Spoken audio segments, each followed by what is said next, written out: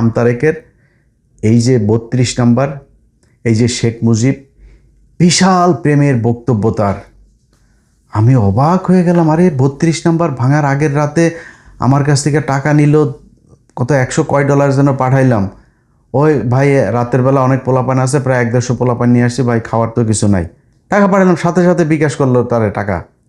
আচ্ছা, এই টাকা পাঠানোর পরে আপনার সে ওইখানে ভিডিও টিডিও করলো, সে ভিডিও টিডিও আমার পাঠাইছিল কিন্তু, হ্যাঁ, যে বিশাল আকারে আনন্দ ফুর্তি টুর্তি করছে। আরে সেই আমতারেক বলে যে 32 নাম্বার ভাঙার এটার নাকি বিচার চায়, এটা সরকারের সংরক্ষণ করা উচিত, এটার বিরুদ্ধে কারা কারা কাজ করেছে সবার বিচার চায়। ওর বক্তব্যটা শোনেন, ও যে ওইখানে ছিল আগে সেইটা দেখেন।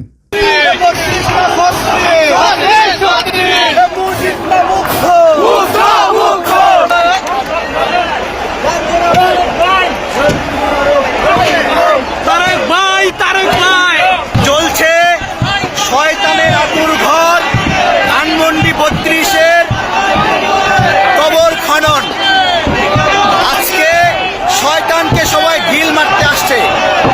এই ধানমন্ডি 32 কইরা মুজিব কইরা গত 16 বছর আমাদের উপরে নিপীড়ন করেছে। আচ্ছা, এইবার চলেন ওর যে পরে ও কি বলে দেখেন। এই 32 নাম্বার ভাঙা নিয়ে ওর আবার বক্তব্য কেমনে পাল্টায় গেছে শুনেন একটু। ধানমন্ডি 32 ভাঙার যে কার্যক্রম, এটা যে ভুল, এই স্টেটমেন্টটা জুলাই আন্দোলনে অংশ নেওয়া আমার মুখ থেকেই প্রথম আসে। খুব ভালো হবে যে ধানমন্ডি 32 রিস্টোরেশনের কাজ এখনই শুরু করা, এটা নতুন করে আবার পুনর্গঠন করা দরকার, আগের অবয়বে ফিরে এসে দরকার। আমি চলে গেছি কোথায়, ধানমন্ডি 32 চলে গেছি, আন্দোলনকারীদের সঙ্গে চলে গেছে, যে সেখানে আমিও দুটো বাড়ি দিয়েছি। এই যে আমি দিয়েছি, আমি মনে করি আমি এটা সঠিক কাজ করি না, এটা মুক্তিযুদ্ধের একটা স্মৃতি স্মারক ছিল, এবং এই জায়গা থেকে আমার খারাপ লেগেছে। আমি বলেছি এটা ভালো হয়নি, খারাপ হয়েছে, খুব পাপের কাজ করেছি।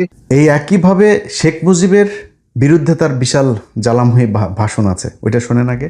বাংলাদেশের মাটি থেকে শেখ মুজিবের শিকড় উত্তোলন করতে হবে, শেখ হাসিনার শিকড় উপড়ে ফেলতে হবে, কারণ এরা এই পরিবার মানি ফ্যাসিজম, এই পরিবার মানি স্বৈরতন্ত্র, একবার রক্তে রক্তে মিশে আছে এদের স্বৈরতন্ত্র।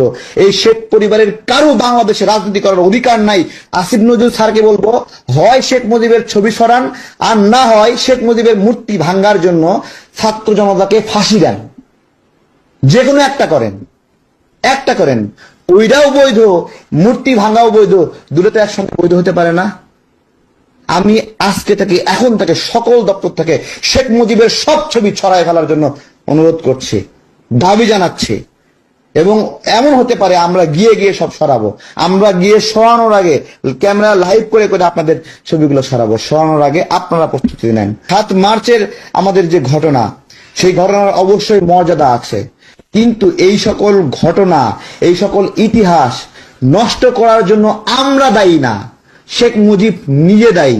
32,000 মানুষকে হত্যা এবং গণতন্ত্র হত্যার মধ্য দিয়ে তার সব অর্জন বিসর্জন সে নিজে দিয়েছে।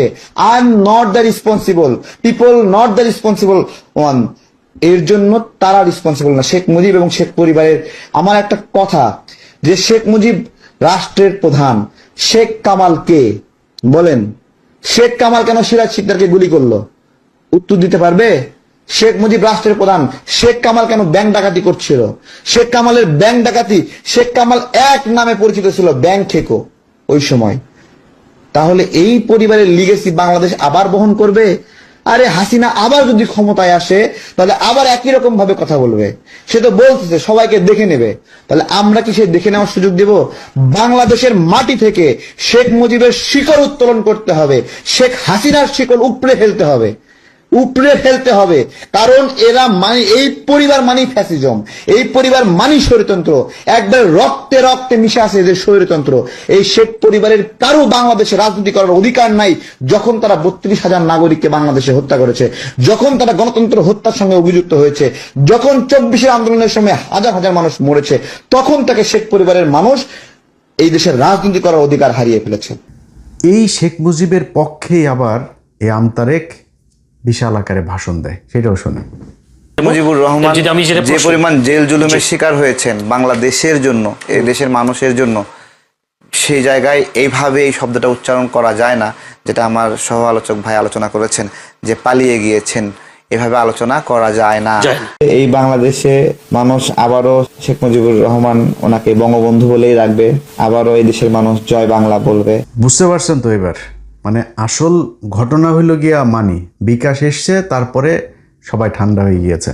তো ওই যে বললাম না, ওই যে আমার গত বছর একটা লোক বলছিল যে ওরা এই টাকা পয়সা ভাগাভাগি করেছে একজন সম্পাদকের মধ্যস্থতায়। এরা এই যে সময় ইসলাম, এই যে জয় মামুন টামুন যেগুলি আছে, এগুলি সব টাকা পায়, মাল পায় ওইখান থেকে। সময় ইসলাম কয়দিন আগেও ইন্ডিয়াতে গিয়েছে, ইন্ডিয়াতে গিয়ে তারপরে সেখানে তাদের সাথে বৈঠক টৈঠক করে এসছে। সো এই জিনিসগুলোরে থামাইতে হবে। দেখেন, বিএনপির কাছে কোনো কিছু চাওয়ার নাই। বিএনপি এই যে আজকে দেখেন স্বরাষ্ট্রমন্ত্রী বলেছেন গতকালকে যে আওয়ামী লীগের রাজনীতি বাংলাদেশে আর হবে না। ভাই এইটাই তো চাই আপনাদের কাছে। এই যে নির্বাচনের আগে আপনাদের বিরুদ্ধে কথা বলেছি, কয়দিন আগে আপনাদের বিরুদ্ধে কথা বলছি, গেল 1.5 বছর ইউনূসের পুরা সরকারটার সময় বিএনপির গুণগান করে এসেছি। বিএনপির চাঁদাবাজি করে ধরা পড়ার পরে সেগুলো কাউন্টার দিয়েছি, যে ইজারা নিয়ে তারপরে এই যে চাঁদাবাজি বলেছে যে তো বললো যে একটা হাট আওয়ামী লীগ চলে গিয়েছে, তো এখন ইজারা কারা নিবে? এখন তো বিএনপি নিবে ইজারা, সেটা তো তাদের তো এখন আইন মানে ইয়েভাবে নিয়মতান্ত্রিকভাবে করার মতো সময় তো নাই, হাট তো আর বসে থাকবে না, তারা গিয়েছে, এখন সেটারে বানানো হচ্ছে চাঁদাবাজি। এইভাবেও কাউন্টার দিয়েছে। ওই যে মিটফোর্ডের এখানে একটা ছেলের মাথায় পাথর দিয়ে মারলো, সেটারও ভাই কাউন্টার দিয়েছে। মানে বিএনপিরে বাঁচায় রাখার জন্য, নির্বাচনে ভালো করার জন্য যা করার তারা করেছে। তারা দিয়ে হুট করে এসে আওয়ামী লীগের পক্ষে কথা বলে, এখন এরপরে বিএনপির বিরুদ্ধে কথা বলে। ভাই আমি তো মাথা বিক্রি করিনি আপনার কাছে। সো আমি তো মানে ফ্লেক্সিবল, আপনি উল্টাপাল্টা করবেন আমি আপনার পক্ষে থাকবো, কোনো প্রশ্নই আসে না। ইভেন এখনও বলি, এখনও আবার আপনাদের পক্ষে বলি না, এখনও বলে রাখি, আওয়ামী লীগের পক্ষে যেদিন আবার যাবেন, ঠিক হাসিনার মতো ওই একই কায়দায় কিন্তু পেছনে লাগা শুরু করব। আপনারা যদি মনে করেন যে হ্যাঁ আমাদের কথায় সমস্যা নাই, আপনার যা মনে হচ্ছে, ভাই আমরা যদি কারোর পিছে লাগি না, তার কিন্তু রাজনৈতিক ভবিষ্যৎ অন্ধকার হয়ে যায়। অনেক প্রমাণ আছে বাংলাদেশ, ওই যে গোলাম ময়লা রনি থেকে শুরু করে বহু মানুষ আপনাদের দলের ভিতরে এখন খুব ভালো অবস্থানে আছে, তারাও কিন্তু সোশ্যাল মিডিয়াতে আসিফ নজরুলের অবস্থা দেখেন, পোস্ট করতে পারে না, ইরানের পক্ষে পোস্ট করে সে, তাও পাবলিক তারে গালাগালি করে, এই অবস্থায় পৌঁছে যায়। সো সাবধান, হ্যাঁ আমরা কারোরে ধরতে চাই না, বাট ধরলে কিন্তু খুব ভ্যালিড গ্রাউন্ড নিয়ে তারপরে ধরবো। তো আপনারা এখন এই যে বললেন যে আওয়ামী লীগের রাজনীতি হবে না, ভাই এইটা যদি নির্বাচনের আগে বলতেন আপনাদের বিরুদ্ধে একটা লাইনও বলতাম না। এটাই তো চাই। এই যে তারেক রহমান চীন সফর করলো আগে, তারপরে সে বলল যে তিস্তা প্রকল্প যে কোনো মূল্যে হবেই। ভাই আর কি লাগে আপনাদের কাছে? আমি তো তদবির নিয়ে যাই নাই আপনাদের কাছে, আমি টেন্ডারবাজিও করতে চাই নাই, চাঁদাও নিতে, আপনার মন্ত্রী হইতে চাই নাই, উপদেষ্টা হইতে, কিছুই হইতে চাই নাই, খালি এইটা চাই। কিন্তু আজকে এই যে জুলাই ঘৃণা স্তম্ভ বানায় তারপরে মহিলার জুতা পেটা করার সাহস পায়, এগুলো এই বুকে রক্তক্ষরণ হয়। এটা ভাই দেখতে চাই না। আপনারা প্রীতি দেখান, অন্য মানুষের সাথে দেখান, আওয়ামী লীগের মানুষের গোপনে গোপনে যারা আওয়ামী লীগের পলায় আছে এদের সব যা মনে চায় যেমনি মন চাই করেন, কিন্তু এরকম চোখের সামনে আইসা তারপরে ওই 71-এর ঢাল বানায় তারপরে জুলাইরে ছোট করে কথা বলবে, এটা আমরা হইতে দিব না। এইটা যদি নাকি চলতে থাকে তাহলে কিন্তু পরিস্থিতি ভয়াবহ হবে।